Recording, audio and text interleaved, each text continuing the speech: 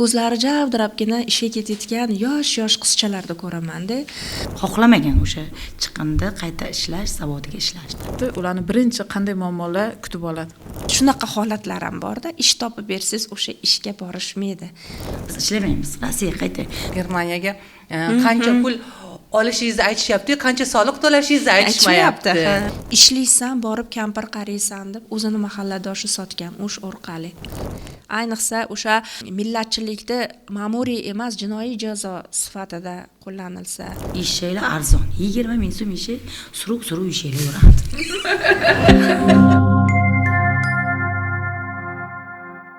Assalomu alaykum azizlar. Hoshiya podkastimiz bilan yana sizlarni huzuringizdamiz. Bizni bu bemalol podkastimiz o'zimiz istagan paytda, vaqt topgan paytimizda chiqsak ham sizlarni sog'inib, sizlarga yaxshi mavzularni qidirib kelamiz. Bugun ham bir ajoyib mavzu bilan kelganmiz. Migrantlik osonmi? Ayniqsa ayol boshi bilan.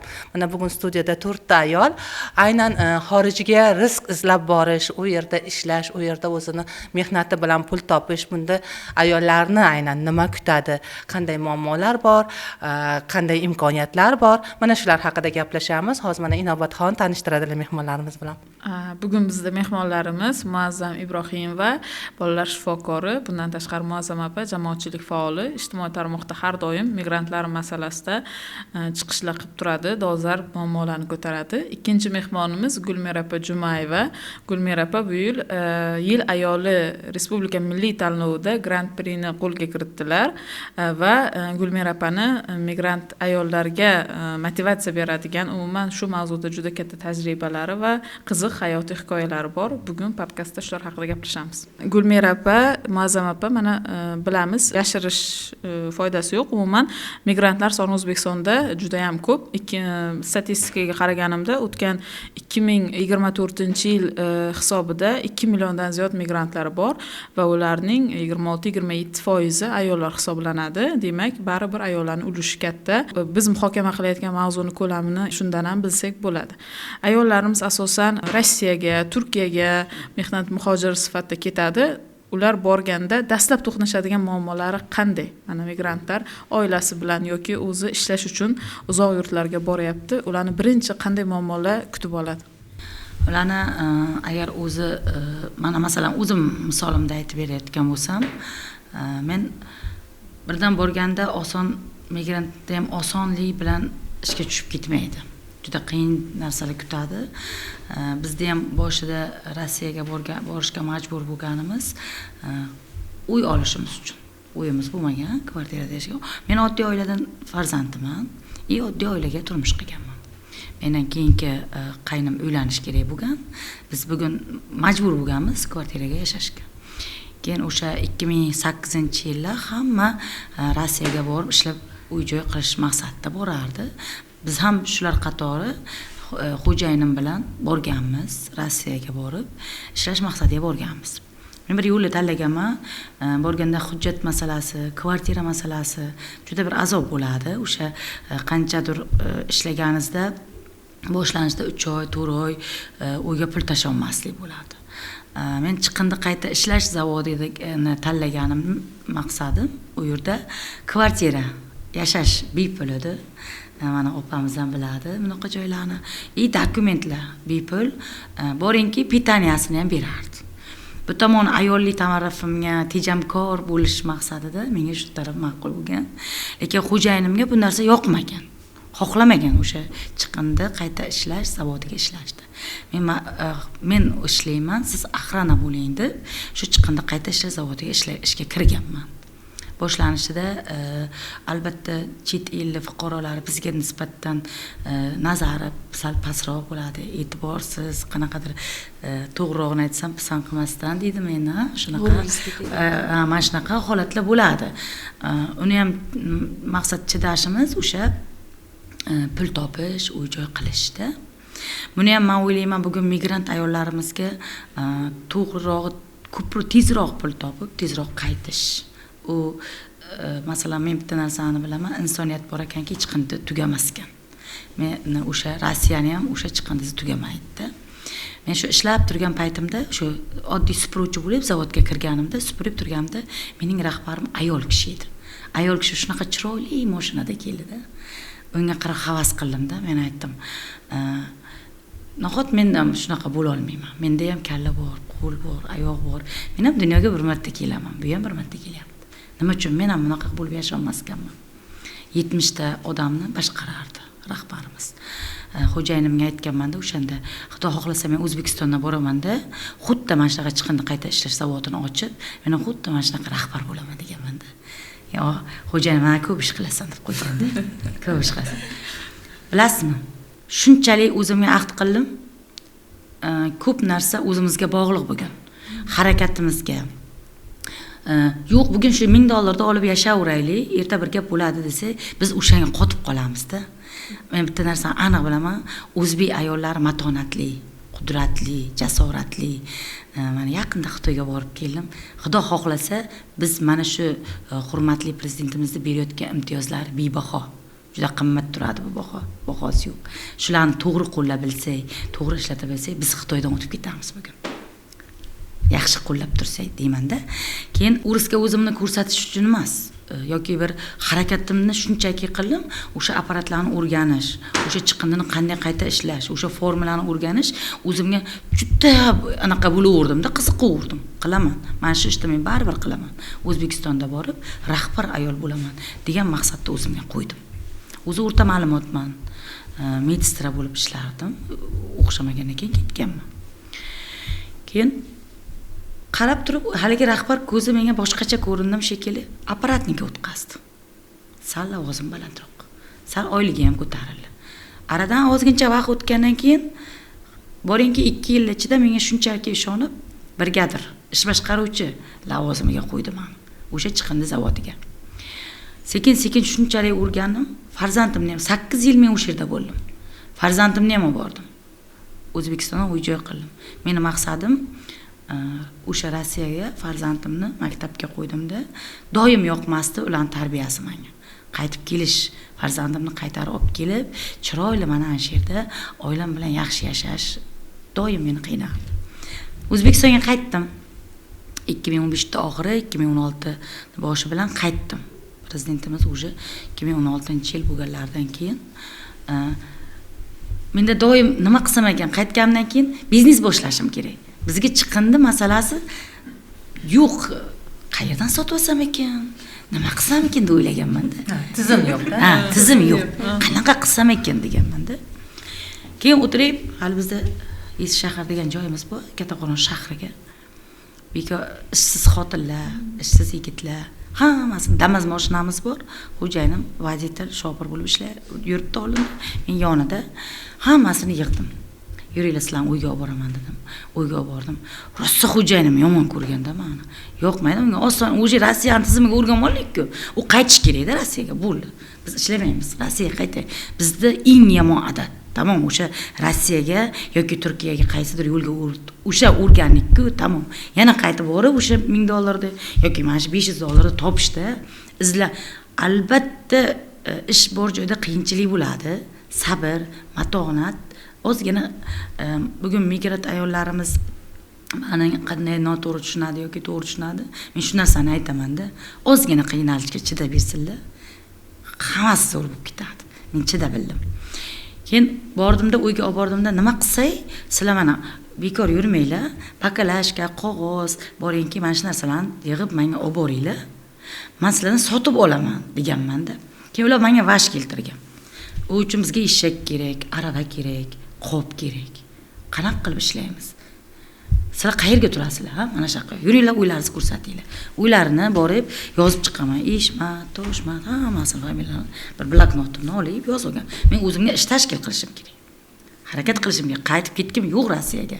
Farzandimni o'qil maktabga joyladim. Oilam chiroyli yashayapman. Bu yerda uyda olib qo'yamizda bugun. Mana shu Rossiyada yuraveramiz. Uy sho'rlab yiqilib tushadi oxir. Mana shu yerda. Mana shunaqa tizimda bizda boshimizdan o'tgan. Men kelganimdan keyin ham butun urug'imni qaytarib olib keldim Rossiyadan hozir. Hammasi mana chiqindi bilan ishlaydi. 5 aka ukamiz. Butun oilamiz bilan. Mana shu chaqirib ko'rib chiqdim, hammasini o'yini ko'rdim. Xo'jayinim qilmoq qo'y, nimani yana boshlaysan dedi. Zil mashinaga mindimda, bizda Nurobod degan joy bo'ldi. bordim. Eshaklar arzon. 20 ming so'm eshak suruv eshaklar yurardi. Keyin eshakni oldimda zil mashinaga ortib hovlimizga olib keling. Hali 20 sotiklik hovlini qilib oldim Rossiyadan borib, chiroyli qilib oldim. Keyin hammasiga 1,5 metrlik presap oldim. Da eshaklarni bog'lab, qoziqqa qoqib chiqdim u hovlimga. Endi unga arava qilishim kerak. Hozir mana 10 yil bo'ldi shu Shavkat aka Rahmonov men bilan ishlaydi. Svarchi qilib turib shu kishini olib keldim. Har bitta arava yasab bersa, donasiga pul beraman. Arava yasab bering dedim. Yangi material olmaydi, eski materiallardan metallomni izlab 20 dona eshak aravani taxladim. Bizda hozir Urgazgilan zavodi bor, ustozimiz bo'ladilar. Borib shu kishidan 20 dona qopni tekinga oldim. Bo'ldi qopimiz bo'ldi, eshagimiz bo'ldi, aravamiz bo'ldi. Hammasini olib kelib berib chiqdim. Mana senga bitta eshak arava, mana ustiga narx qo'ymasdan, masalan, 20 ming eshak, 20 ming arava bitgan bo'lsa, 40 ming so'm haligilarni qarz qilib qo'ydim. Ustiga qo'ymadim. Ishni boshlashim, uni qarzga o'tiraversam, u menam ishlamaydi. Berdimda, ularni ishga chiqardim. O'zim arendada joy oldimda. Ungacha ham men o'zim stalovoy restoranlardan chiqindisini oldim. Bir o'zim o'spit qilmadim xo'jayinim bilan, o'xshamadi. Texnika yo'q. Texnika olaman desam, katta pul yo'q. Sekin aravadan boshladik. Qarab tursam, o'shanda esimdan chiqmasin deb kuniga $10 foyda qilganman. $10. Dollar esimda qoladi-da, $10 foyda qilganman. Mana shu hisoblab chiqqanimda 250, bozor kuni hisoblamasak, bozor kuni ham ishlardik. $300 foyda qildim. O'sha Rossiyaniki bilan to'g'ri kelib qoldi. Keyin xo'jayinimga aytdim. Dadasi mana, biz o'sha Rossiyan puliga o'xshatib qo'ydik. Endi faqat bu yerga qattiqroq, ozroq, ko'proq, Rossiyaga kamroq emas, mehnat qilinsa, bu yerga sal boshlansa ko'proq mehnat qilinadi. Keyin xo'jayinim aytganda, "Sen bitta narsani bil. Sen bir kishining oyligini aytyapsan hozir. Biz 2 kishi edik-ku. 2 kishi borib ishlasak bo'lardi-ku. Baribir o'z tarafga tortaverdi negativ hislarni. Oson. Yo'q. Bugun bir kishining foydasini qilib turaylik, qonimiz to'yib turadi. Shoshmay tursangiz, 2 kishiniki ham, 3 kishiniki ham, hali ko'rasiz, bir 1000 kishinikini ham qilamiz" deb aytganman-da o'shanda. Arendaga joyimizni keyin o'zimizniki qilib sotib oldik. O'sha aravada ishlab turgan qiz yigitlarimizni borib Xalq bankidan borganman-da, kreditga aradan 1 yil o'tgandan deydi. O'sha aravalarni ular ham sal o'chqib oldi, o'rgatib oldi, to'g'rilab oldi, sal press apparat oldi. Faqat unda men yig'dirib, to'plab, sortini addini qilib, zavodlarga olib borib topshirib berardim. Yo'l mashinlar bilan. Materialchalar olib berdim. O'zim kafil bo'lib, bankdan har biriga bittadan olib berdim. O'zim kafilman. To'lamasa, o'zim to'lab qo'yib, keyin uni pulidan olib qolardik. Mana hozir mana shu qiz yigitlarimiz ham hozir mashinaga o'tib ketdi. Zo'r bo'lib ketdi. 20 dona eshak aravamni bugun Anvarjon Biznes Invest MCHga 93 ta texnikaga almashdim. O'shqa 20 tadan 93 ta texnika bo'ldi bugun. Hamma qiyinchilikka sabr qildim. Sekin-sekin. Yana bitta narsa, prezidentimiz juda katta imtiyozlar berdi. Bugun xotin qizlarimizga. Uni foydalana bilish kerak deb o'ylayman. Aytganimdek, u imtiyozlar aslida juda qimmatbaho turadi. Bu mashinalardan ham qimmat turadi, foydalana bilsa.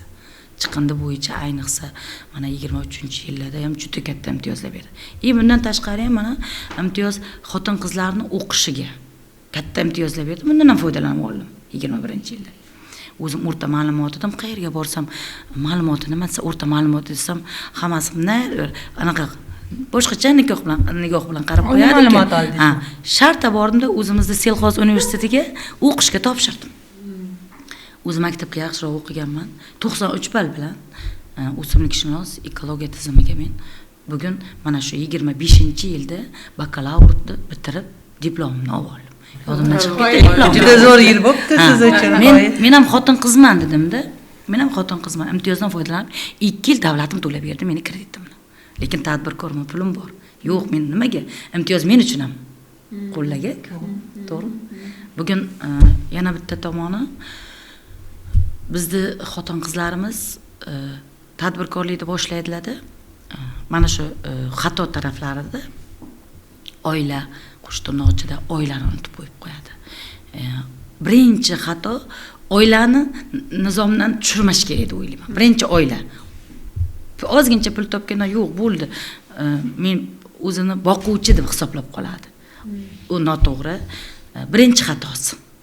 Oilani birinchi o'ringa qo'yib, chiroyli bo'lib, umuman olganda turmush o'rtog'ida hurmatini qilsa, chiroyli tizim bo'lib ketaveradi. Ikkinchisi sabr, ishonch, shukronalik. Bir kun har doim ham Rossiyanikidek, o'sha bir Turkiyanikidek chiroyli dasturxon bo'lmaydi boshlandi O'zbekistonimizda. Har xil holat bo'ladi. Meni holatimni mana bugun efirda ko'rib turgan ustozlarimiz bor, boshqasi bor, hammasi yaxshi biladi-da. Boshlanishi juda qiyin bo'lgan. 2 yil qiynalganman. Bugun mana Allohimga shukrki 9 yil to'lib 10-yilga o'tdim-da men. 426 ta ish o'rnim bor. 5 ta firmani rahbariman. Fermer xo'jaligim ham bor. 36 gektar fermer xo'jaligim bor. Tojjoriyev fermer xo'jaligining raisiman. 4 gektarli zavodimizda, 4 gektarli yerimizni prezidentimiz tomonidan nol balansga berdilar. Hozir bir sotix yer qancha pul turadi? Tekinga berdim, ol ishlarib turib. Biz qanaqa yer solig'idan ozodman chiqindi bo'yicha. Tekinga yer beryaptilar, tekinga soliqdan ozod qilyaptilar. Biz bugun faqat ishlashimiz kerak bo'lyapti. Ishlayapmiz mana. Mana chetdan olib kirayotgan оборотниlarimizni, tamojnilarimiz tekin. Tekin faqat yo'l kirosini to'lasa tekin kelyapti. Mana shu narsalardan men o'ylayman, imtiyozlardan to'g'ri foydalansa mana yana mahallada 7lik tashkil qilindi. Bu yerda xotin-qizlar, hokim yordamchilar bor. Juda bir omma xotinlarimiz bo'lsa, mana shulardan borib yo'l o'rgansalar ham, imtiyozlardan, qonunlarimizda hammasi bugun O'zbekistonimizda juda katta sharoitlar bor xotin-qizlarimizda. Mana shu migrantdan qaytib, o'zimizda sekin-sekin, ozgina. Meni 20 yildan beri bir jiyanim Rossiyada yurardi-da. Yaqinda mana bir 8 oila bo'ldi qaytarib olib kelib, hozir o'zimizga ishlashgan. Boshida qiynaldi u ham, "Voy, yo'q, qaytib ketaman Rossiyaga, Moskvada ishlardi, qaytib ketaman. Bo'lmayapti. 3 oy qiynaldi. Men o'rgatgan ishga priyomkaga qo'yib qo'ydim, o'zimni ishimni boshladim. Ketaman, qiynalib. Mana hozir hech bo'lmasa o'sha Rossiya ham pulini topa olyapti. Yaxshi ishlayapti. Oilaga ayol kishi bo'lsa, oila qirolichasida. Qanaqa ayol bo'lmasin, oila qirolichasi. Opa, qarang, juda ham chiroyli bir hikoyangizni eshitdik. Bu juda ham ibratli. Qilaman degan odamga hech narsa to'siq bo'lmaydi. Lekin ko'pchilik ayollar ham istaydi sizdagi mana shunaqa muvaffaqiyatli ayol bo'lishi, lekin asosiy ularning muammosi shuki, imtiyozlarni bilishmaydi.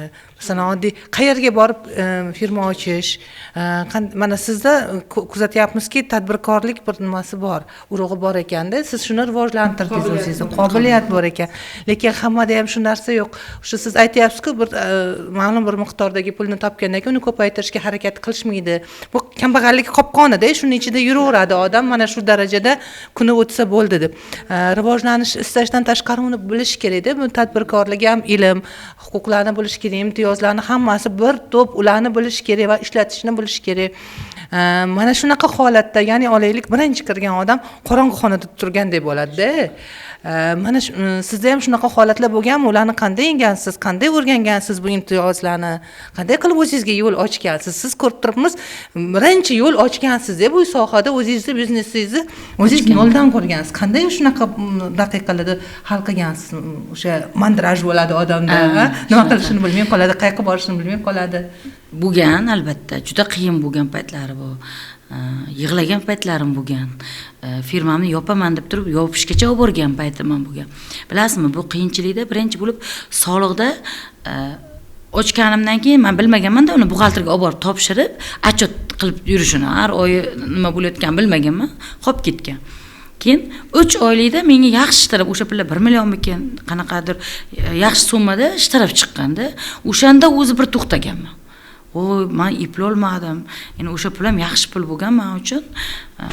Eplolmadim. Men endi buni yopishim kerak ekan deganman-da. Birinchi borib turib, yagona darchaga borib yopaman deganman. yagona dachadagilar maslahat bergan, yopmang, to'xtab turing, shoshmay turing. Yopganman, o'sha gazetaga chiqarganman. Gazetaga chiqarish kerak desa, gazetaga ham chiqarib kelganman, yopiladi mana deb turibdi. Keyin yana to'xtaganman, yana Rossiyaga qaytamanmi? To'xtab turchi, bu ham bir Allohning sinovidir deb turib yana harakat qilaverganman. Значит, buxgalterga berish kerak ekanmi? Bo'ldi. Men o'sha buxgalterni topib, buxgalterga olib borib berganman. Harakat qilganman, to'xtatmaganman. Bilmadim, o'zimga qanaqadir baribir qilish kerak, shart, qiyinchilik bo'lishi kerak degan xayol bilan qilganman. To'g'ri, men bilaman, mana siz aytayotgan o'sha 2016-yilda bu hali internetda juda unaqa axborot ko'p yillamas edi. Hali ChatGPT degan narsalar yo'q edi.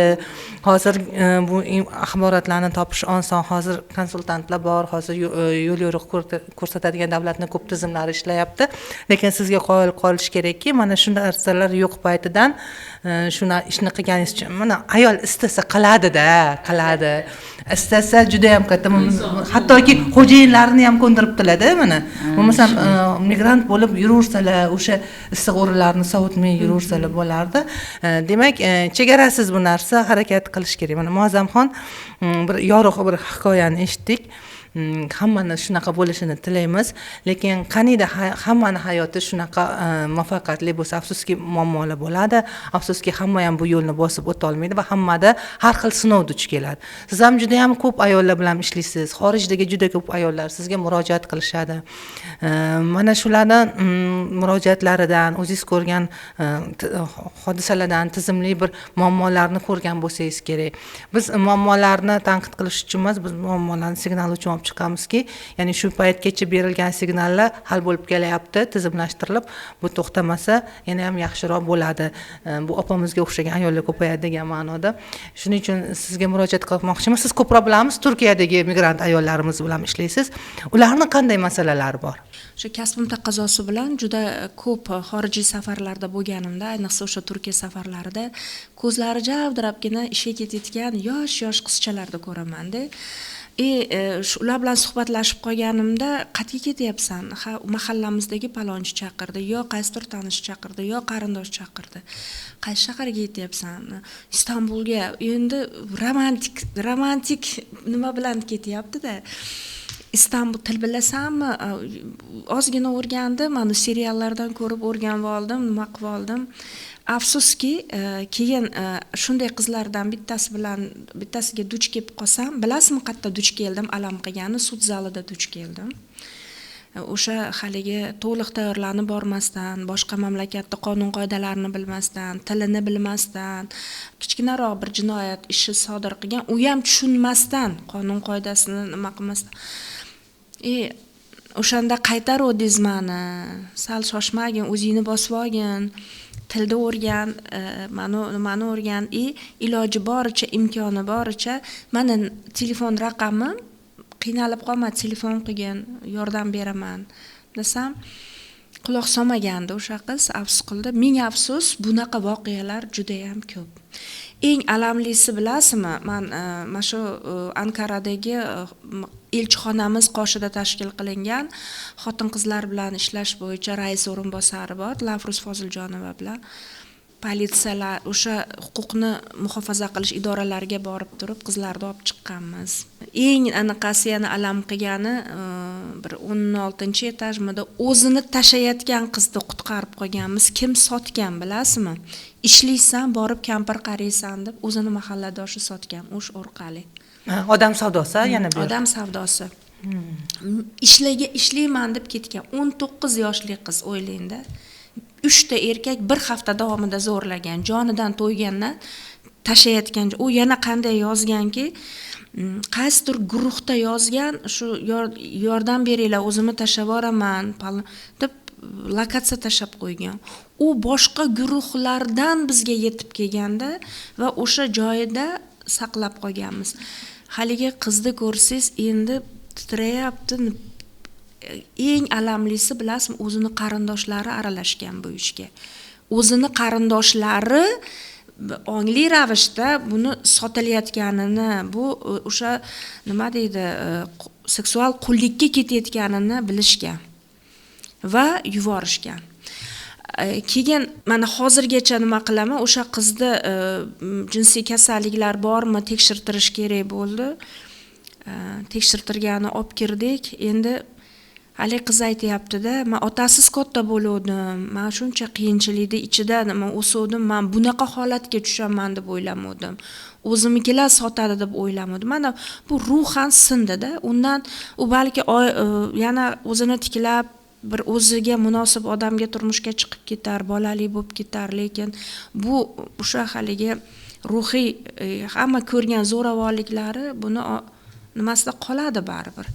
Travma bo'lib qoladi. Bundan tashqari yana juda ko'p migrant ayollarga duch kelamiz.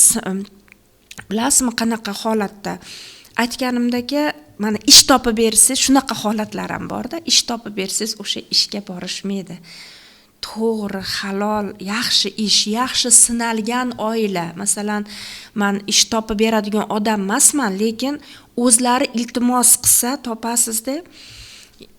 Qanaqa ekan, nima deydi, $800 ham hozir pulmi boshqa joyga boraman deydi-da, keyin 2-3 oydan keyin afsus qilib yana telefon qiladi. Hech kim $1000 $1,500 ishga darro'da olmaydi. Boshida aytaman, ozgina borib o'sha oilaga moslashsang $100 qilib ko'paytirishi mumkin deb. Lekin unaqa emas, yo'q, bo'lmas ekan deb keyin haligi balandroq oylikli joylar va'da qilgan joylarga borishib, xuddi aytganimdek, shunaqa holatlarga tushib qolishadi. Va o'sha ayollar, bilasizmi, hattoki mana Turkiyada o'zbek ayollari deganda bir noto'g'ri xulosalarga ham borish olib kelyapti-da. Bundek xo'shaligi Vayner qizi chiqishidan, boshqadan. Mana yolg'on gapirmayman, shunaqa holatlar ham borki, o'sha ishlagisi kelmasdan erga tegib ola qolsa, o'sha yerda qanaqadir imtiyozlardan foydalanib yashasa, aslida u turk erini mol dunyosi unga osonlikcha qolmaydi, ular ahmoq emas. Ular shunaqa ham o'ziga pishiq buxtaki, qo'pol qilib aytganda, haligi ertaga o'sha kuchi borligida, o'sha yerda bir nimasi yoshligi borligida yashab, ertaga qariganda hech narsasiz qolib ketish ehtimoli yuqoriroq. Uni bola chaqasi yo boshqasi osonlikcha mulkni nimalarga o'tkazadi, lekin shuni ham bilmaydigan nima deydi, ayollarimiz borda. Keyin Turkiyaning qonun qoidalarini tushuntirib bersak, voy shunaqami? Men qonuniy nikohdaman-ku, qonuniy zagsdan o'tdi-ku, hattoki qonuniy zagsdan o'tsa ham Turkiyaning fuqarosi bo'lmasa, anchagina huquqlardan mahrum ekanliklarini bilishmaydi.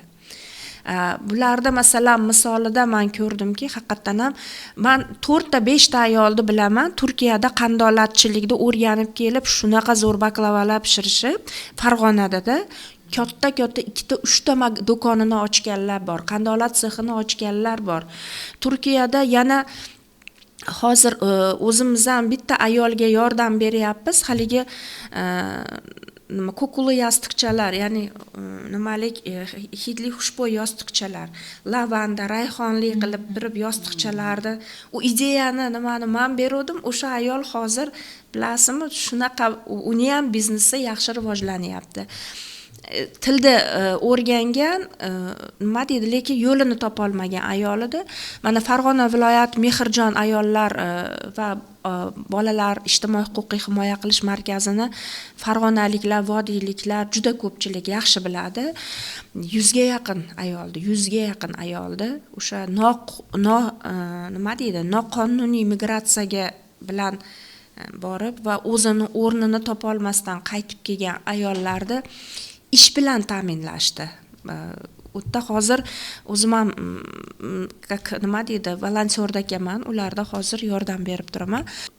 Kechagina haligi qo'lidan hech narsa ish kelmaydigan ayollar hozir bittasi mana sutni qayta ishlash sexi bor. 4 xil, 5 xil pishloq qiladi, brinza qiladi, nima qiladi. Keyin aytdimki, voy dedim, apparatlarni olib berdilaring boshida, apparatlar mana har xil o'sha separator nimalar olib berdilar. Bu ayol bilarmikan? Opa ozgina o'qitdik, lekin o'zi o'sha Kostramadami qayerdadir sir nimasida ishlab kelgan ekan. Eplab ketaman deyapti. Biz bularni qiziqishiga qarab tashkil qilib berdik ish joylarini. Mana ishlayotganlari ham bor. Orasida o'sha o'ziga berilgan imkoniyatdan voz kechib, o'sha bir ikkita apparatlarni sotib olib turib, qaytib ketgani ham bor-da, o'sha bilet olib. Ming afsuski gullab ketgani yo'q, yana qo'lini burniga tiqib qaytib kelgan ayollar bor. Eng katta muammolardan bittasi bilasizmi, o'sha Rossiyaga ketayotganlar, Rossiya emas, umuman migrant ayollarni mana juda ham xohlardim migrant pasporti bo'lishini-da. Bu oddiy pasport emas, o'sha Rossiyada ish joyi, hunari, ya'ni qayerda yashaydi, uni biz to'liq axborotga ega emasmiz. Bu O'zbekiston reyestri yo'q. Qanchasi qonuniy, qanchasi noqonuniy chiqib ketyapti. Men o'zim yaqinda bittasi menga yozdiki, Rossiyada o'rmonning ichida 20 yildan beri yashar ekan eski pasporti bilan. Bolasi istimalab qopti, qattiq shamollagan pnevmoniya, bolani ko'rib turibman. Bola zo'rg'a nafas olyapti-da. Ha, videoda ko'ryapsiz, video qo'ng'iroq. Ovorolmayman deydi. Hozir deydi, nima kelishsa deydi, o'g'lim ham armiya yoshiga yetib qolgan, Ukrainaga olib ketib qolishi mumkin bolamni. Siz mashta davolab bering, nima qilay hozir bolamga? Men dedimki, bu holatda 4,5 oylik bolaga men necha ming kilometr uzoqdan turib nimadir buyurishim noto'g'ri. Ertaga u bola o'lib netib qolsa, tavba qildim, men o'zimni hayotda kechirmayman. Eng yaqin nimaga olib borgin? Yo'q, ovorolmayman. Mana o'sha migrantlar uchun krasnaya knopka deydi. Shunaqa nimani ham tashkil qilish kerak. Bu eng haligi zarurat paytda u kimgadir baribir murojaat qila olish kerak. Afsuski, elchixonalarimiz yomon ishlamaydi emas, yaxshi ishlaydi, lekin har doim ham har bitta qo'ng'iroqqa javob bera olmaydi. Har bittasi ham bu bilan shug'ullana olmaydi. Mana o'shancha Ankaradagi o'sha Dilafruzni nimaga hurmat qilaman? Bu elchixonadan 1 so'm oylik olmaydi u ayol. 1 so'm olmaydi. Jamoatchilik asosida Muazzam opa, mana nimadan kelibdi-da, mana masalan Samarqanddan kelibdi-da, Buxorodan kelibdi-da, mana shuni ishga joylashimiz kerak. Mana shunga qo'lida dokumenti hech narsasi yo'q. Qaysi kasalxonaga yuboramiz Turkiyada? Qaysinisi ko'rib qo'ya oladi dokumentini so'ramasdan. Yarim kechasidan qo'ng'iroq qiladi, so'raydi. 1 so'msiz o'sha ayol aytayapman-ku, yordam beradi qo'ldan kelgancha-da. Lekin o'sha oldiga kelgan ayollarga to'g'ri maslahat bersa ham qabul qilmaydiganlari bor-da. Ba'zan sochini mashinada changallab o'tiradi-da, hansam, voy, ana kuni to'g'ri yo'naltirib bordim. Men shu ayolga yaxshi bitta ish topib berdim, lekin u ishni qilmasdan yana o'zini aytganini qilib, mana hozir politsiyada o'tiribdi ekan. Endi quloq soladiganlari bor. Yo'lini topib keladiganlari bor, topolmaydiganlari bor. O'g'ri ham, to'g'ri ham, fohisha ham, mehnatkash ham hammasi o'zimizdan-da. Haligi ming afsuski, mana boya sizga aytdim, o'sha Indoneziya bilan Malayziyadan ayollar, migrant ayollar Turkiyaga keladi, bilasizmi? Ingliz tilisi bor, turk tilisi bor.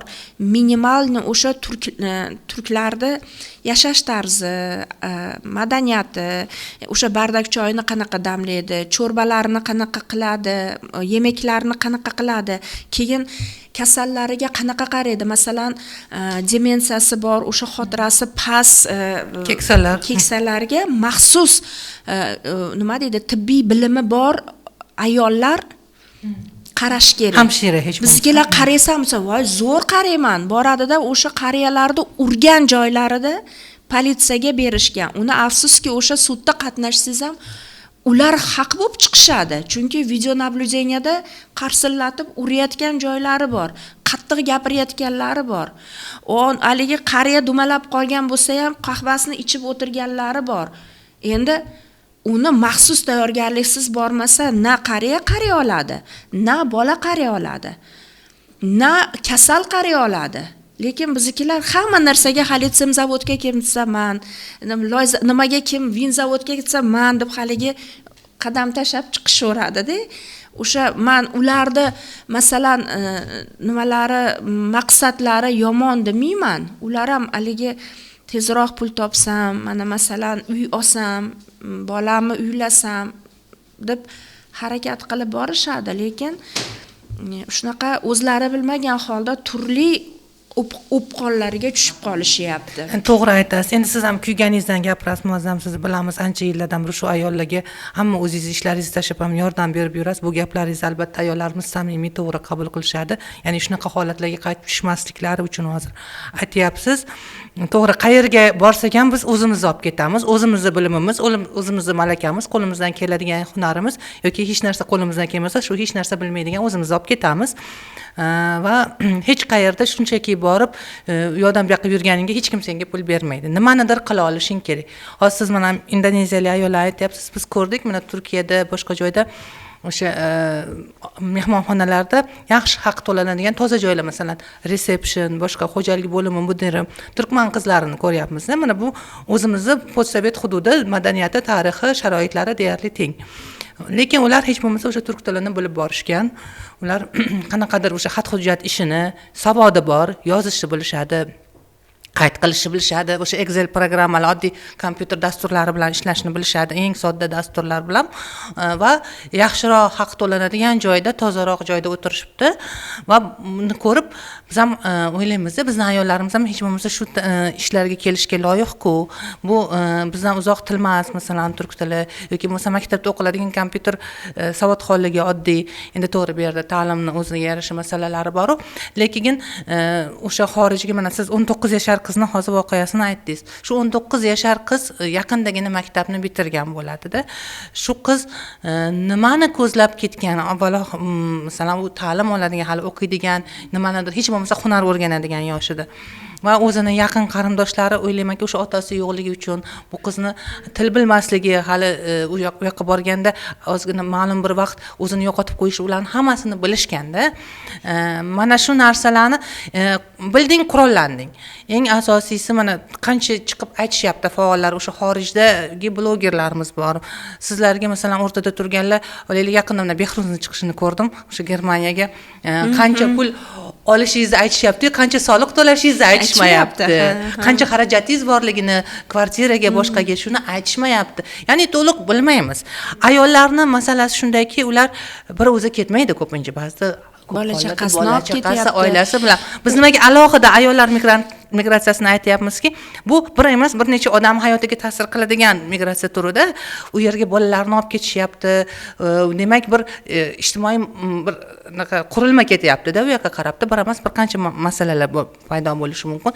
Mana shu narsalarni o'zimizda o'rgatish masalasi avval bir ko'tarilgan edi. O'sha Erkinjon Turdimov bir aytganlarda ijtimoiy tarmoqda qattiq muhokama bo'ldi. To'g'ri, bu yerda tanganing ikki tarafi bor. Lekin biz shu holatda yashayotgan ekanmiz, biz shu voqelikni to'xtata olmas ekanmiz.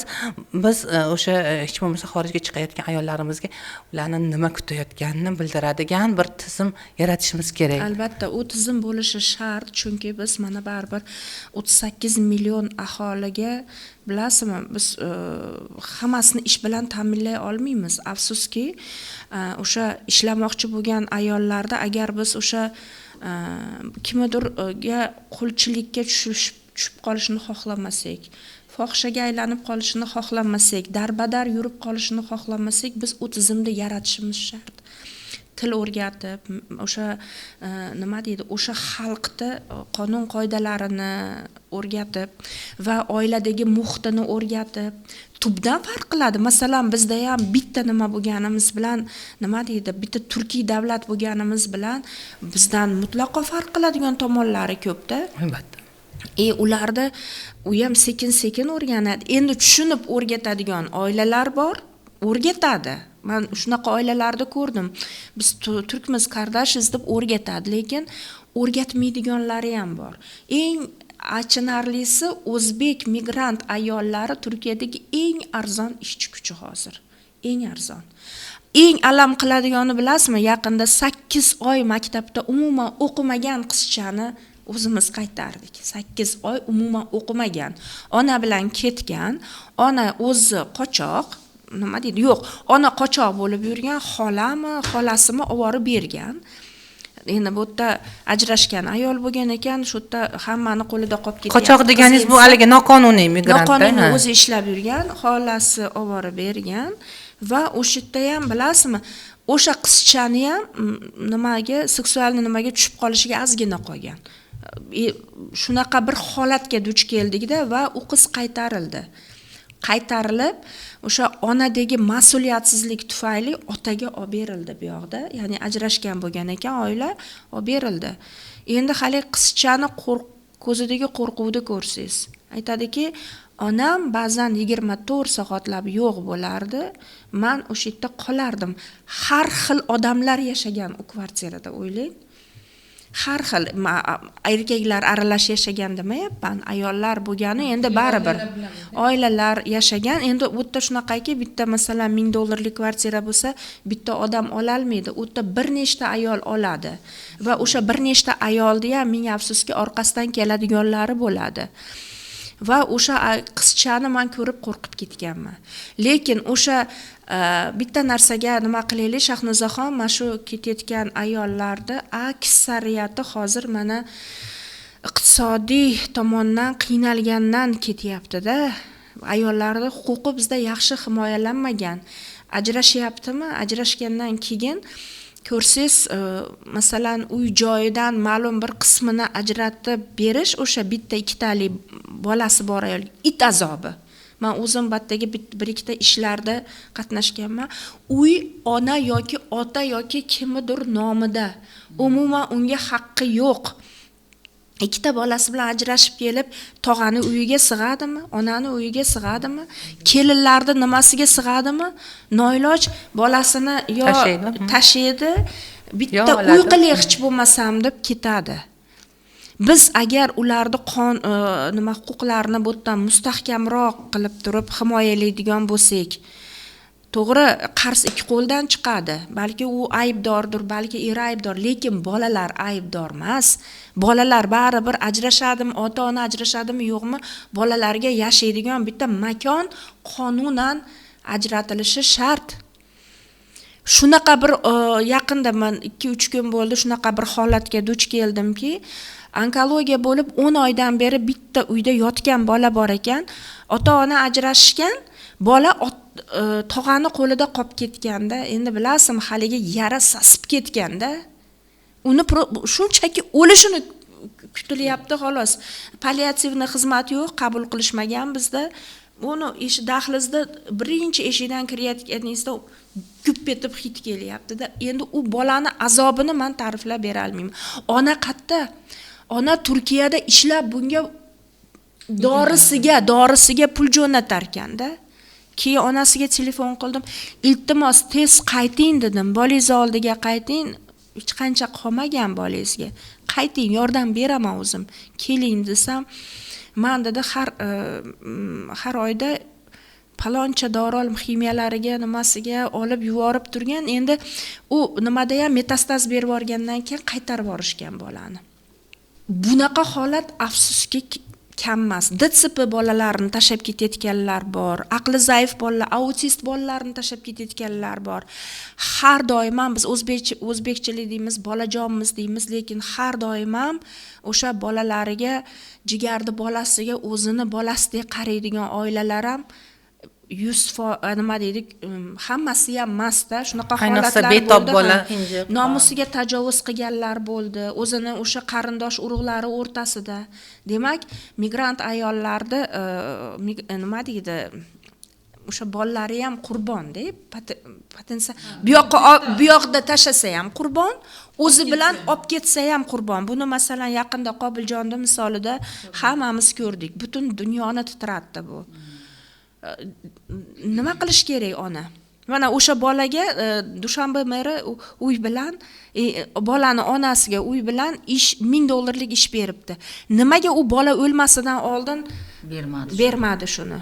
Bola balki tirik qolardi. Nimaga biz buni haligi nima deydi? Fojiadan oldin shuni o'ylash oldin olish kelmaydi. Murojaatlar bo'ladi, juda ko'p murojaatlar bo'ladi, bilasizmi?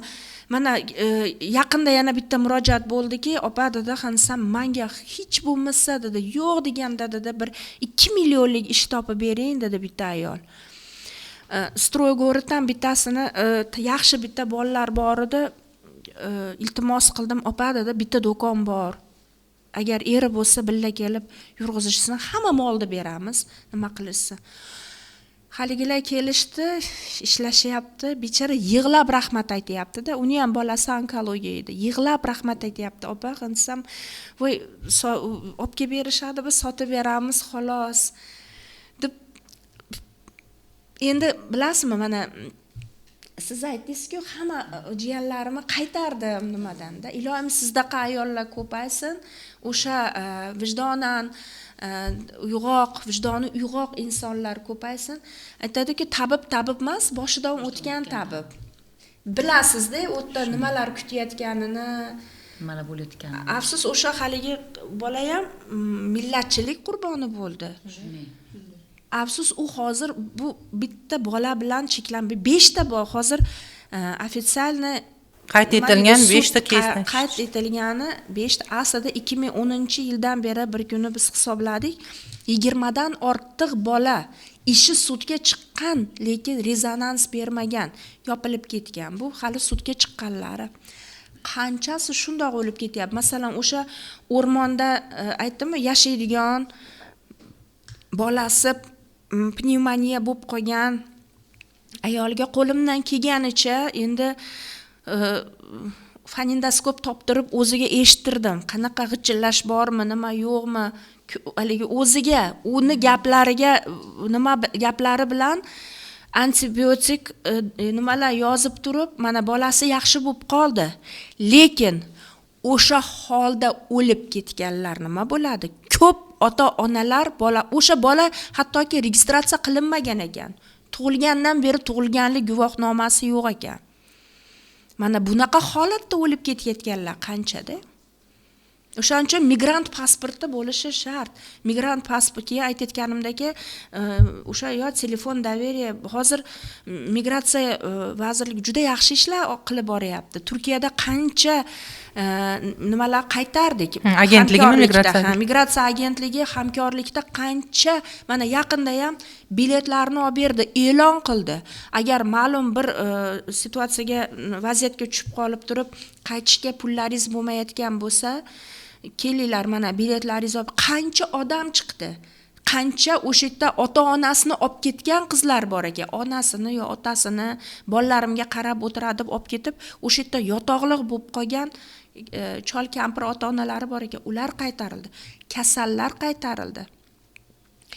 Yordam berilyapti, berilmayapti emas, lekin bunaqa yashagandan ko'ra imtiyozlarni, imkonlarni o'rganib, ideyalarni o'rganib, bunaqa yashagan yana ham yaxshiroqda.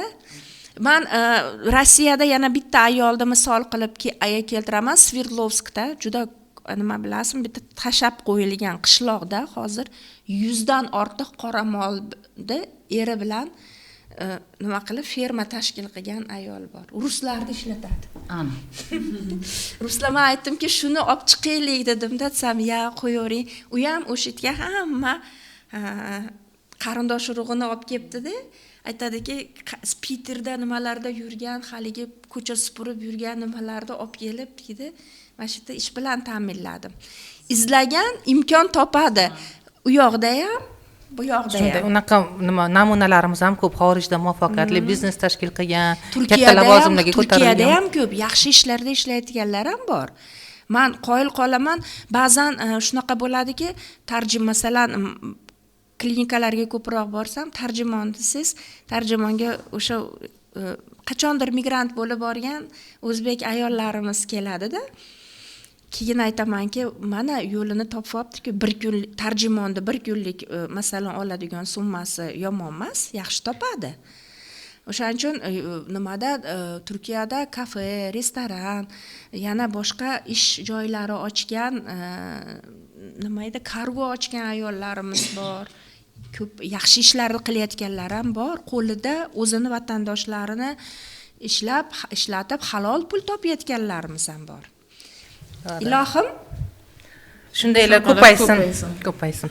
O'zi ayollarimizni ketishida ham, ketmasligini ham aytganingizda ijobiy, salbiy tomonlar bor. Ayrim qishloqlarga borsangiz, to'y hashamlarda ko'rasiz, masalan, erkaklar yo'q, umuman aksariyati migrant sifatida ketgan yoki qariyalar, ayollar qatnashadi to'y hashamlarda ham. Yoki uzoq vaqt bilamiz, masalan, Rossiyaga ketadiganlar yillab kelmaydi. Bu oilaviy munosabatlarga ham ta'sir qilishi mumkin keyinchalik. Shu sabab ham oilasi bilan ketadi yoki farzandini bu yerga tashlab, bobosi, buvisini qo'lida tashlab qarovsiz qolish, siz aytgandek, uni olib ketsa ham, yo'qda uni ta'limi, boshqa masalalari ham bor. Boya Gulmira opa siz ham aytdingiz, farzandingiz dastlab farzandingiz olib ketmaganingiz va keyinchalik olib ketib va qaytarishim kerak degan qarorni o'ylaganingiz. Bu nima bunaqa sabab bo'ldi deb o'ylaysiz? Mana shu qismini sal to'liqroq gapiring. Bunday bo'lganda, bu juda qiziq bo'lgan. Endi o'sha yerda o'g'lim 2,5 yil o'qidi-da. 2,5 yil o'qigandan keyin bir kun uyda tursak, Urganchga yurib ketyapti-da. Aya, deyapti mendan. Bundan palokda deyapti, o'zbekchasi nima esti deyapti. Bu birinchisi bo'ldi. Ikkinchisi, farzandim har doim soat 12 ga anaqaga kelish kerak, o'qishdan qaytish kerak. Erda o'zi bilasizmi, sal anaqa bo'y o'sib qoldimi, u yerdagilar darrov boyagidek naqal ichadi. Energetik, alkogol aralashgan ichimliklari bu-da. Shu o'g'limni izlab chiqqanimda, shu bir o'ris o'rtoqlari bilan o'tirib, mana shunaqa narsa ichib turibdi-da. Yana o'shanda men neki azobda shu migrant bo'lib ishlab yuribman, qaytaraman, anaqa qilaman, uy-joy qilaman. Buyoqqa kelib yaxshi yashashni orzu qilgan paytimda farzandimni tarbiyasi buzilib ketishidan qo'rqaman. Unda bitta farzandim bor edi. Bu yerga kelgandan keyin 2019-yil yana bitta farzandli bo'ldi. O'shanda qo'rqib ketganman-da, tezroq qaytishim kerak, tezroq bu yerdan ideyani olishim kerak, O'zbekistonda borib chiroyli yashashim kerak. Baribir O'zbekiston men uchun baribir ona yurtim boshqacha-da. Temur tug'ilib o'sgan joyim Samarqandni juda yaxshi ko'raman. Qaytganimda farzandimni olib qaytdim. Neki azob bo'lsin, qaytib Rossiyaga bormaganman. Lekin Rossiyada yaxshi pul topganmiz. Xo'jayinim ham yaxshi oila olgan oxirgi paytlarda. Bitta narsa mana opam biladilar. U yerda boshida qanaqa joyga borsangiz bir 2 yil, 1 yil qiynaladi. O'sha yerda sharoit qilib olinadi. Sharoit qilib, qanday sharoit qilinadi? Yaxshiroq oylik, o'sha yaxshiroq kun ko'radigan, osonroq, bu yerga kelib boshlanishda qiyinchilikdan ko'ra osonroq bo'ladi.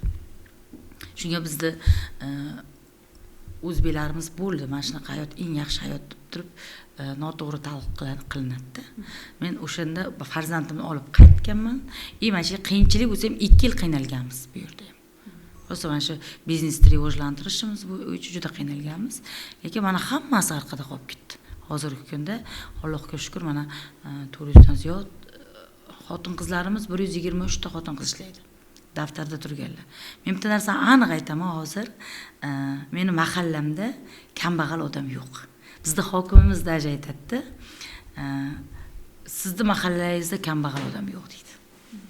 Yo'q, Allohga shukrki, mana shunday rivojlanish bo'laversa, bizga o'xshagan xotin-qizlar, ne только xotin-qizlar, o'zbek yigitlarimiz ham otilib chiqsa, mana masalan, menda 426 ta bo'lsa, mana boringki, mana yollanma ishchilarim bilan 500 dan oshiqda.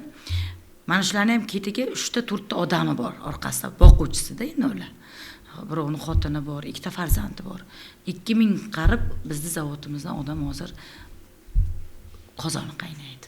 Mana shunday tadbirkorlarimiz chiqib-chiqsa 2000 har biri odam ishlatsa, bu O'zbekistonda ishsiz, kambag'al odam qolmaydi deb o'ylayman. Qarang, bilishimizcha siz shu agar Rossiyaga bormaganingizda va shu sohada ishlamaganingizda sizga bu g'oya kelmasida. Yo'q. Baribir siz bu yoqqa borganda bir narsani o'rganib keldingiz. U yerda umuman musor holatiga men birinchi marta kirganman Rossiyaga borib. Men o'zim meditstra bo'lib ishlaganman. Nimaga masalan yaxshi oylik to'lashganmi? Yo'q. Yeb ichishi kvartirasi tekinligi uchun o'sha agar va qonuniy ishlagansiz. Noqonuniy ishlagan. Qonuniy ishlagan. Yo'q, noqonuniy ishlaganman. Til bilganmisiz? Til bilmaganman. Umuman til bilmaganman, noqonuniy ishlaganman. Buni tan olish kerak. O'sha mana opam biladilar. Agar er xotin ishlasa, bittasini puli xarajatga ketadi. kvartirasiga, yeyishiga, xarajatga ketadi-da. Bittasini uyga jo'natiladi. Men o'sha tezroq o'sha xarajatlar $50 olib qolardik. Masalan, ikkimiz $300dan olsak $600, boshida $200 berganda, $200dan bo'lsa $400 olganmiz. Shu $400da $50 olib to'liq qolgan jo'natganmiz. Yoki $500da 50gini olib qolib $450 jo'natganmiz. Tezroq rivojlanish maqsadida o'sha yerga ishlaganman. Bugun lekin bu yerda ham o'sha puldan topish mumkin deb o'ylaysiz? Masalan, yo'q, siz darajangizda tadbirkor emas, oddiy ishchi bo'lib, hozir ishchilaringizni masalan oyliklar qanaqa? Bugungi kunda qarang. Bugungi kunda men o'ylayman, biz yozdi kuni to'g'risini aytay, qachon 15 sutkaga odam tushar ekan, kutib qoldik. 15 sutkalikka tushsa, biz o'sha odamlarni olib kelib ishlatamiz. Rost. Propatsiyani yigitlar ko'rib o'tirgan bo'lsak, odamimiz bugun O'zbekistonda yozdi kuniga kelib turib, bizda O'zbekiston shunchalik rivojlangan, odam topa olmay qoldik. Guruchchilikka ishlamay qo'ydi odamlar. Shu hali aytganimdek, 3 ta tumanni propatsiyasini izlaymiz. Tushdimikin, bormikin, bironta ichib tushib qoldimikin, tez olib kelib shuni ishlataylik. Mana shunaqa bugun qayta tarbiyalash nimasi ekanda sizlarda? Mana shunaqa deb oylik berasizmi ularga? Albatta, 15 sutkaga ko'chiriladi, davlatga ko'chiriladi u pul.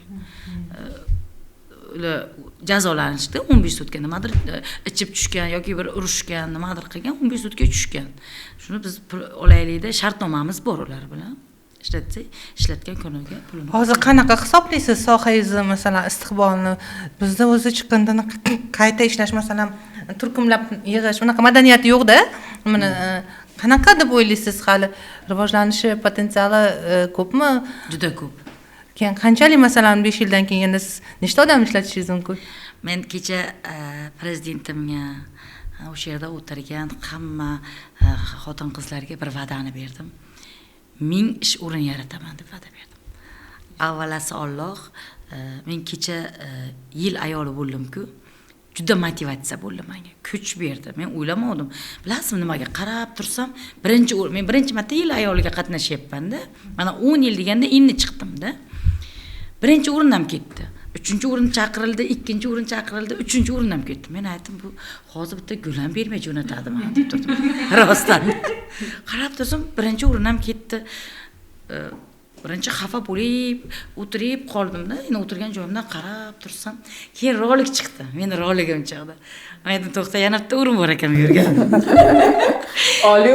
Oliy o'rin. O'sha oliy o'rinni tushunmabman-da. 3 ta o'rin deb o'ylaganman.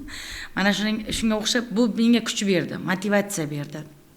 Men yana bo'ldi, yetadi degan joyimda, to'xtab qolgan joyimda, yo'q, yana ishlashim kerak ekan.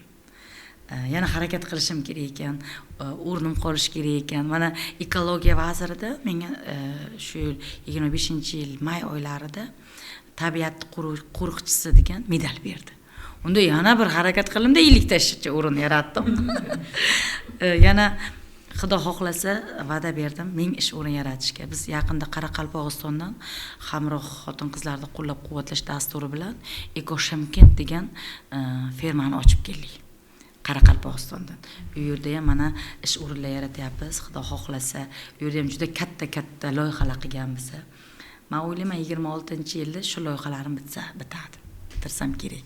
Xudo xohlasa. Va Gulmira opa, sizga prezident sovg'asi avtomobilmi berildi? Avtomobil berildi. Rahmat. Pravingiz bor-a? Haydovchilik ko'ribmiz. Pravam bor. O'zim Nexia 3 haydardim. Barakalla. Demak, o'sha ayol darajasiga yetdingiz. Yetdim. Yo'q, men undan o'tib ketdim. Men 27 yoshimga borganman ishlash uchun. U haligi meni rahbarim 70 ta odam ishlatardi-da, 70 ta odamga borishdi. Shunga havas qilganman. Men bugun endi undan 3 barobar ziyod bo'lim, 426 ta odam ishlatyapman. U meni yoshimda 42 yoshlarida edi. Mana bugun men 43 yoshdaman. Yaxshi. Allohga shukr. Xursandmiz, siz uchun odam haligi umidlanib ketadi. Shunaqa ayollarimiz ko'paysin, lekin siz masalan hamshira edim dedingiz, demak o'qigansiz-da, o'rta kollejga o'qiganman, med kollejga o'qiganman. Hozir endi Selxoz universitetini bitirib, o'simlikshunos ekologiya tizimiga bitirdim. To'g'risi bir tirishqoq ayol ekansiz, deymi? Shunaqa bir haligi rivoyat eshitgandim-da, ikkita qurbaqa ikkita ko'zada sutni ichiga tushib ketgan ekanda, keyin bittasi bo'ldi endi cho'kdim, o'ldim deb hech narsa qilmay cho'kib ketgan, o'lgan. Ikkinchisi indamay o'ladigan ahmog'i yo'q deb harakat qilavergan ekan. Harakati natija beradimi, yo'qmi bilmagan, lekin shunchaki taslim bo'lmaslik uchun pitilaverganda ko'zi ag'darilib, sut to'kilib omon qolgan ekanda. Ya'ni to'g'ri, endi hammada ham xaotik harakat emas, tizimli harakat bo'lgani yaxshi. Buning uchun albatta bilim kerak, malaka kerak, hech bo'lmasa til bilish kerak. Yuqorida buni ko'p aytdik. Lekin mana opamizni misolda ko'ryapmizki, harakat qilganlar va to'g'ri qonuniy harakat qilganlar. Albatta bexayr bo'lmabdi, xayrli bo'libdi. Hammani shunaqa ijobiy tajribalari ko'paysin. Lekin bugun mana biz gaplashgan holatlarda ko'ryapmizki, ko'pincha o'sha baribir ta'lim muammolariga borib taqalyaptiki, masalan, maktabni bitirgan qiz yoki yigit hech bo'lmasa yana bitta til bilish kerak. O'zbek tilidan tashqari hech bo'lmasa yana bitta til bilish kerak. Oddiy xavfsizlik qoidalarini, oddiy haligi hamma davlatlarda bor qoidalar bor-da. Masalan, yo'l harakati qoidalari hamma davlatda unifikatsiya qilingan bir xil. Mana shu yo'l belgisi hamma joyda ishlaydi. Xuddi shunaqa mehnat qoidalari bor. Farq qiladigan joylardan tashqari umumiy qoidalar bor. Inson huquqlari bor, umumiy halol, harom, to'g'ri, noto'g'ri degan tushunchalar bor. Mana shularni o'zi bilan ham inson o'zini o'sha notanish muhitga tushganda xavfsizligini ta'minlashi mumkin. O'ziga qanaqadir bir kafolatlar yaratishi mumkin-da. Hech narsani bilmasdan masalan tavakkal qilib chiqib ketish kerak emas-da. Albatta, hali kimnidir va'dasiga ishonib, kimnidir quloq solib. Men Turkiyani o'sha nimaga havas qilardim. O'qishi bizdan farq qiladi.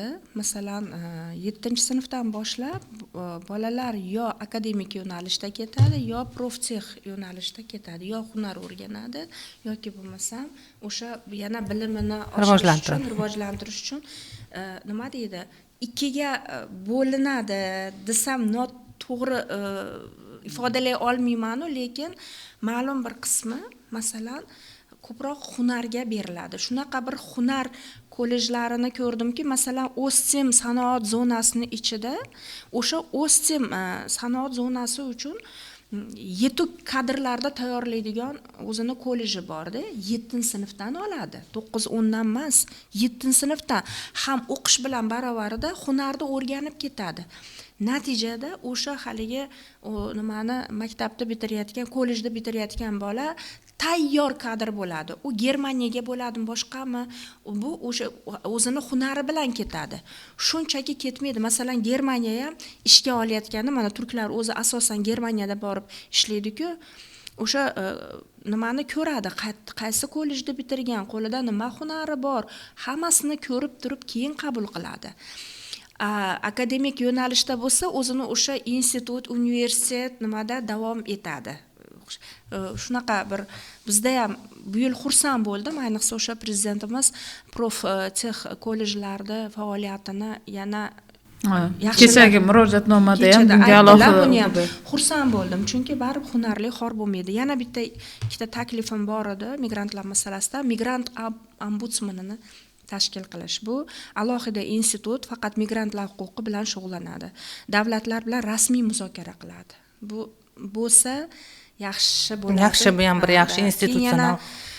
Ish beruvchilarning qora ro'yxatini tashkil qilish kerak. O'sha migrantlarni aldagan, haqqini bermagan, hujjatlarini tortib olgan ish beruvchilar ochiq bazada e'lon qilinib borilishi shart.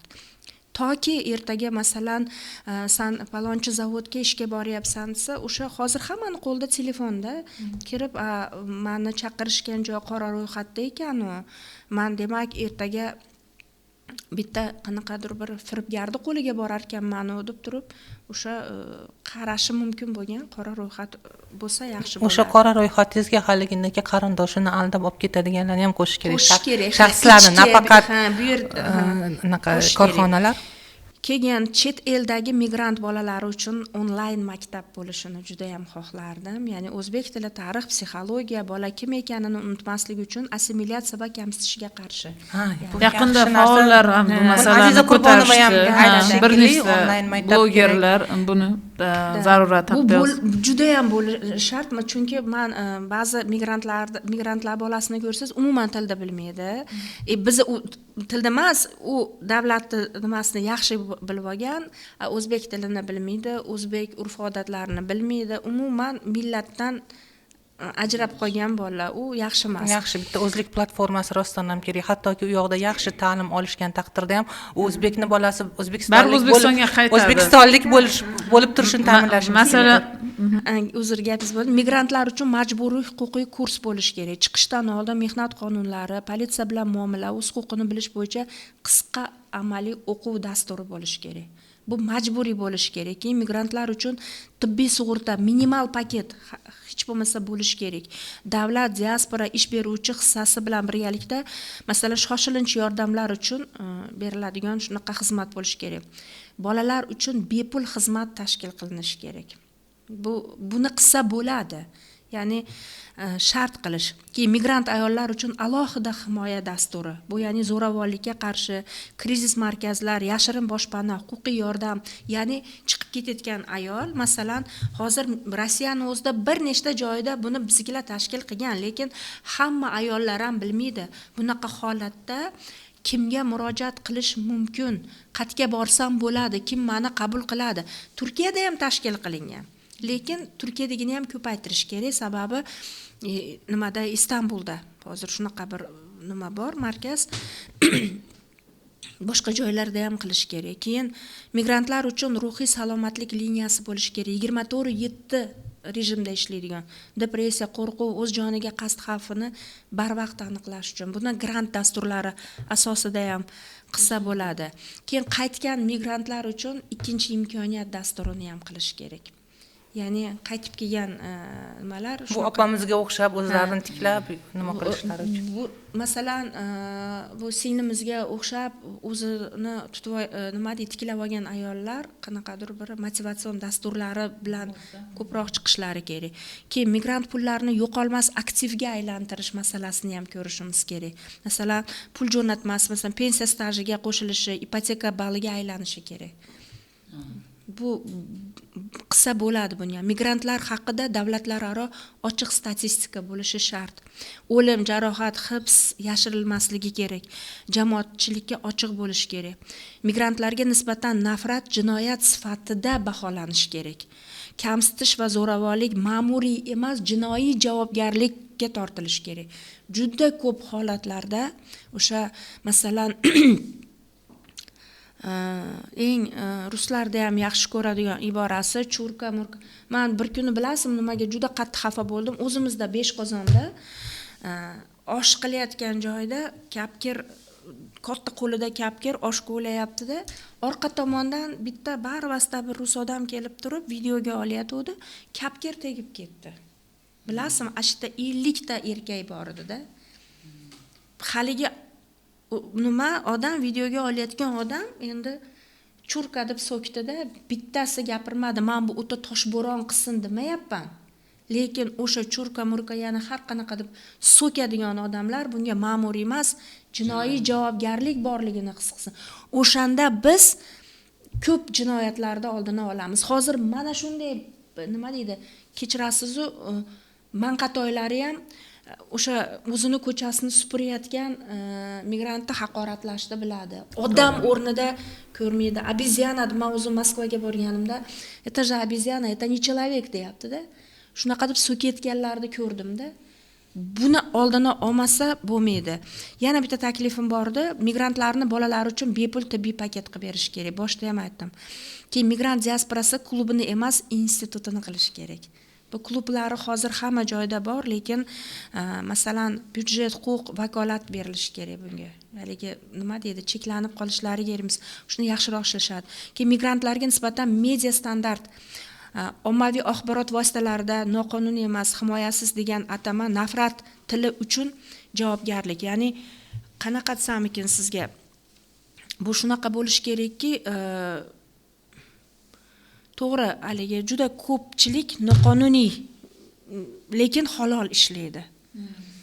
Ularga nima deydi, buni bekinib, qatlardadir bir nima qilmasdan bir to'g'ri institutsional qanaqadir yo'llar bilan o'zlarini nima deydi, himoya qila olinishini shunaqa ommaviy axborot vositalarida ko'proq eslatilishi kerak. Iloji boricha Rossiya telekanallari yo nima o'sha mehnat muhojirlari bor davlatlarda telekanallari bilan hamkorlikda. Ya'ni odam o'ldirmaganmisan, o'g'irlik qilmaganmisan, birovni bo'g'izlamaganmisan, nima halol lekin noqonuniy ishlab yuribsan. Unga qanaqadir yengillik berib turib, o'sha nimadan chiqarib olish yo'llarini qidirishimiz kerak. Bo'lmasam, aynan o'shaqa bolalarni juda ko'pi hozir afsuski Ukraina tuproqlarida halok bo'lib ketishdi. Chunki ular himoyasiz qolib ketdi, chunki hattoki biz shunaqa ahvoldamiz deganda ham yordam berilmadi. U juda ham yomon narsa. Keyin migrantlar uchun davlat advokatlari fondi bo'lishi kerak. Bu chunki hamma ham hozir nima deydi, men juda ko'p migrantlarni bilaman. O'tgan yili bitta 18 yoshli bolani dastavkada ishlaysan deb chaqirishgan. Qishloqdan hech qayerga chiqmagan bola dastavkaga borgan, ikkinchi kuni o'zidayoq narkotik bilan tushib o'tiribdi. Va onasi yig'lab keldiki, muazzam dedi, mendan kattaroq o'g'lim shunaqa joyda hozir, u Novosibirskmi, Kemirovada. Уже Ukrainaga olib ketish haqida 4 ta 5 ta odam kiribdi. Nima qilasan, qiynalib, barbasda ekansan, nima qo'l qo'ygin. Ishonsiz, agar 4 yoki 5 marta o'zimiz o'shdek konsulstvaga telefon qilgan onada hech kim ko'tarmagan. Oxiri mana nima bor, sumda oldida nima edi? Oliy Majlis Qonunchilik palatasini qabul nima deydi, qabulxonasi bor. O'tga murojaat qilgandan keyingina biz konsulstvadan borib turib, u bolani himoyasiga turishdi. Konsulda o'zi kirib u bola bilan gaplashgan. Senga shunaqa takliflar bo'lyaptimi? Bir kunda 3 martadan kirib taklif berishar ekan. Endi o'tda u bolani urib ko'karmagan joyi qolmagan, 18 yosh bola. Jonidan to'ygandan ham bo'pti, men urushga borsam boray deb chiqib ketishi mumkinmi? Demak, Rossiyaga ketayotganlar oxirgi yillarda yangi bitta risk paydo bo'lganini ham e'tiborga olib qo'yinglar. Advokatlar, o'tdagi advokatlar asosan hozir men bilishim bo'yicha endi yaxshiroq pul to'lansa, yaxshiroq himoya qilib beradi. Puli yo'qlar qanaqa advokatni olishadi? Davlat tomonidan berilgan advokatni olishyapti. Afsuski, davlat tomonidan berilayotgan advokatlar Rossiya manfaati uchun xizmat. Demak, o'sha advokatlarga yaxshiroq pul to'laydigan jamg'arma bo'lishini taklif qiladi. Albattaki, migrantlar uchun kasb sertifikati, chet elda malakali ishchi sifatida tan olinishi, maosh va huquq oshishi uchun. Bu aytayotganimdek, o'zimizda o'qitib, tayyorlab jo'natish kerak. Migrantlar uchun qaytish yo'li xaritasi bo'lishi kerak o'zimizda. Har bir migrant bilish kerak, qachon, qanday, nima uchun qaytish kerakligini. Mana agar bizda mana shunaqa imtiyozlar bor, mana sen ustachilikda o'rgandim, mana o'tgan yili bilasizmi, men juda xursand bo'ldim. Mebelchilikda ast darajada o'rganib kelib, bu yerda hozir quvalik odam. Uni mebellari hech kimda yo'q. Sifatli, zo'r yasayapti-da. Bolalarini qaytarib olib keldi, nima qildi. Mana o'sha hunarni o'rgandingmi? O'sha hunar bizga ham kerak. Bizda ham shu hunar bilan pul topa olasan. Qo'lingda pul yo'qmi? Xafa bo'lma. Mana bunaqa imtiyozlarni beramiz.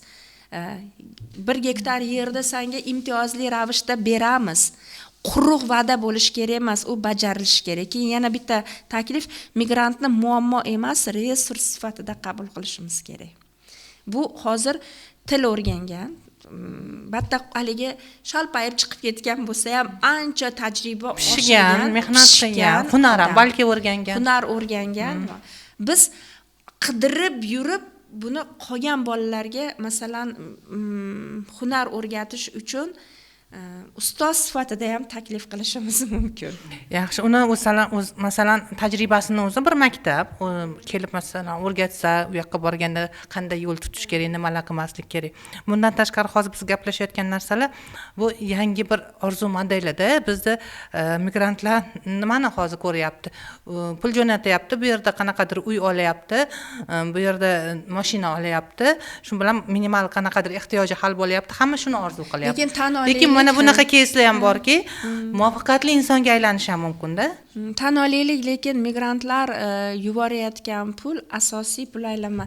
Asosiy bo'lmasa ham juda Katta qismi. juda katta iqtisodiyotimiz uchun juda muhim. Juda nima deydi? Juda katta yordam Juda beradi. katta yordam beryapti migrantlar.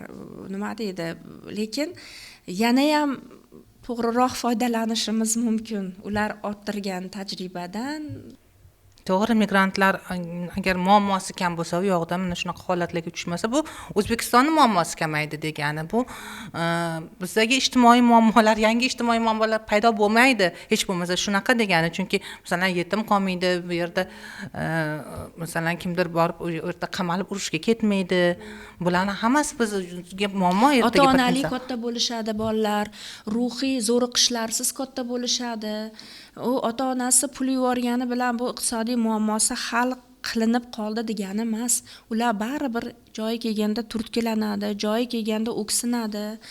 Iloyim hamma bola ota-onalik katta bo'lsin va ularda masalan migratsiya muammosi bolalikda tortib oladigan bitta muammo bo'lmasin, ilohim. Bolasi qayerda birga bo'ladimi yo nima uni nima deydi, bir shaklda hal qilishimiz kerak yoki mana bitta narsani aytmoqchiman, Istanbulda o'zbek migrantlari uchun juda katta zamonaviy maktab qurilyapti. Davlatimiz tomonidan qurilyapti. Mana shu 2026-yilda bilasizmi qanchalik xursand bo'lishdiki, endi masalan o'sha yerda ishlayotgan ayollarimiz bolasi 8 oylab uyda qolib ketmaydi yoki o'zi bilan birga uy tozalagani bormaydi, kampir qaragani, chol qaragani bormaydi. Birga o'sha yerda o'qishlari mumkin. Nima birga deyman, bolalari maktablarda maktabda ta'lim olishlari mumkin va bunaqa maktablarda ko'paytirish kerak. Rossiyada ham qilish kerakdir. Qilish kerak. Qayerda migrantlarimiz ko'p bo'lsa, baribir hamma bilasizmi, hamma bolani begonasi bo'lmaydi. Qobiljon mana hammani yig'latdi-da, lekin undan oldin qirg'iz bola o'ldirilgan, keyin menimcha adashmasam 5 oylik tojikistonlik qizchani onani qo'lidan olib deportatsiya markazida olib ketishgani uchun politsiyani qo'lida nobud bo'lgan. U qanaqa holatda o'lgan, sog'lom bolamidi deb qancha yig'ladi.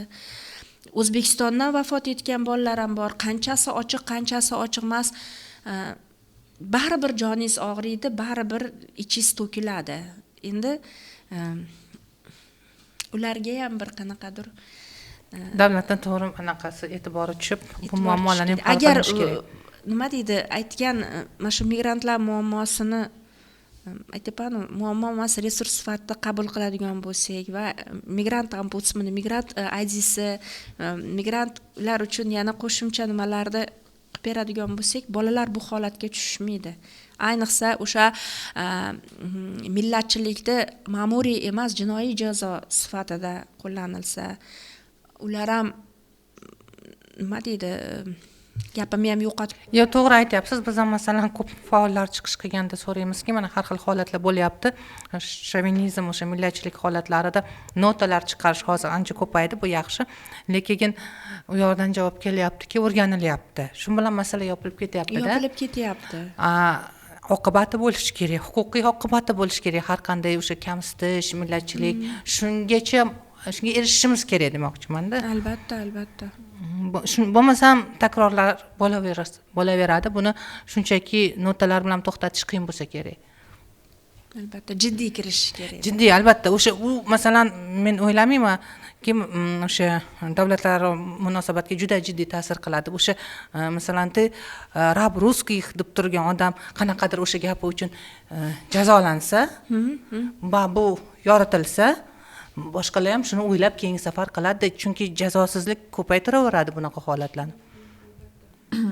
Juda ham qiziq suhbat bo'ldi menimcha. Umumiy migrantlar haqida emas, aynan migrant ayollar prizmasidan qaraganimiz uchun ham vaziyatni yana ham chuqurroq his qildik nazarimda. Xursandmiz kelganlaringiz uchun. Muazzam opa, sizga o'xshagan fidoyilar, faollar ko'paysin. Gulmira opa, sizga o'xshagan nima deydi, har qanday sharoitdan imkoniyat topa oladigan yo'llarimiz ko'paysin. Tadbirkor ayollarimiz ko'p bo'lsin va bitta o'zini taqdiriga emas, butun bir mahallani, minglab insonlarning taqdirini o'zgartiradigan sizga o'xshagan hikoyalarni ko'proq eshitish xohlardik. Rahmat kattakon. Biz uchun ham juda ham qiziq son bo'ldi menimcha. Sizlarga ham rahmat. Sizlarga ham rahmat kelganinglar uchun, tajribanglar, fikrlaringlar, foydali takliflaringlar bilan ulashganinglar uchun va bizni tomosha qilib turganlarga albatta kommentlarda yozing. Bugungi suhbatimiz haqidagi fikrlaringiz va shu bilan birga kelgusida endi qanday mavzularda Hoshiya podkastini ko'rmoqchisiz, shu haqidagi takliflaringizni ham kutib qolamiz. Xayr, omon bo'linglar.